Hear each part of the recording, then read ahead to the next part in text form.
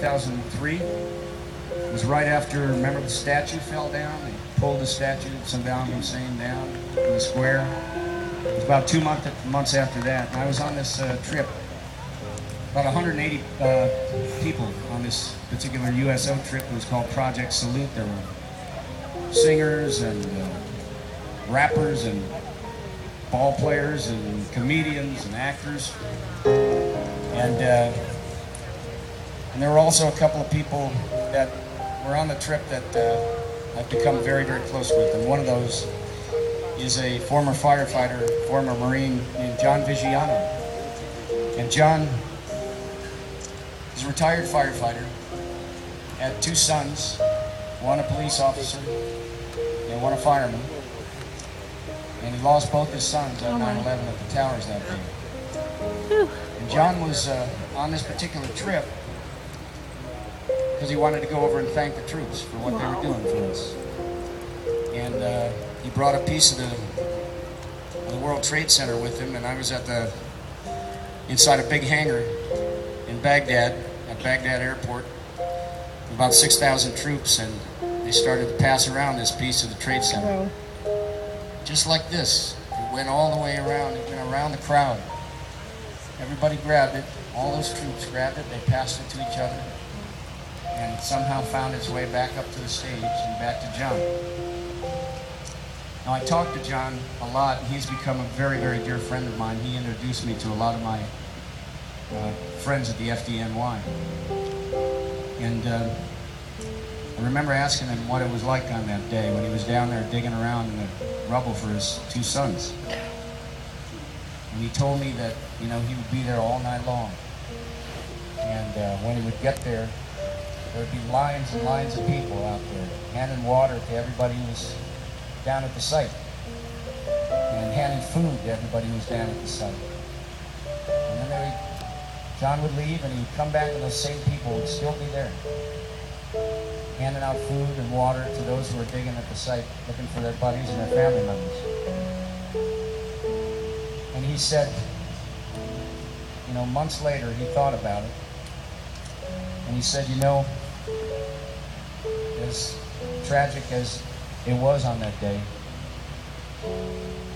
there's a lot more good that's come out of that day than bad.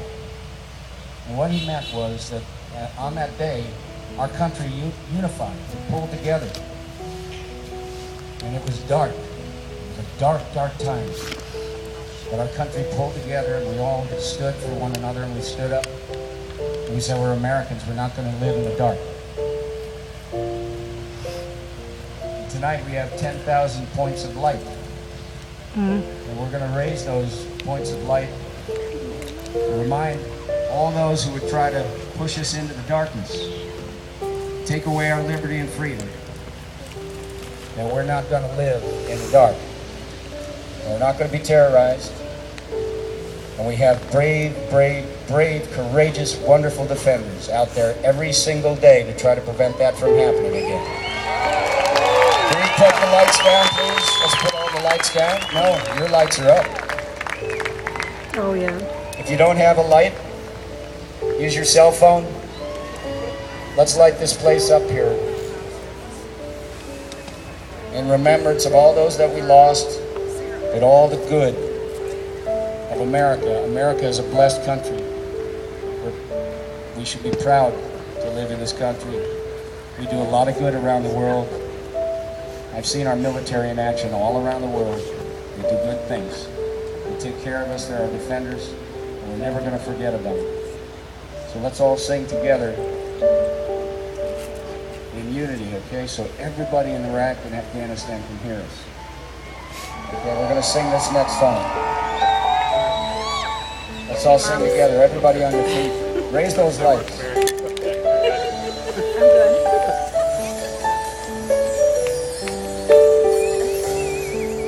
If tomorrow all the things will go I'd worked for all my life, and I had to start again with just my children and my wife.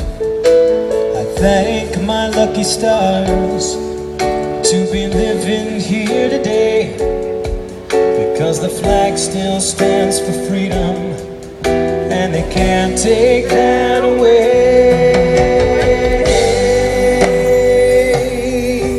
And I'm proud to be an American, where at least I know I'm free.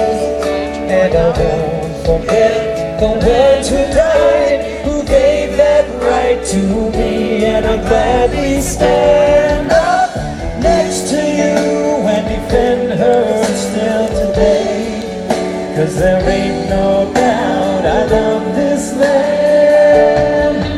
God bless the USA.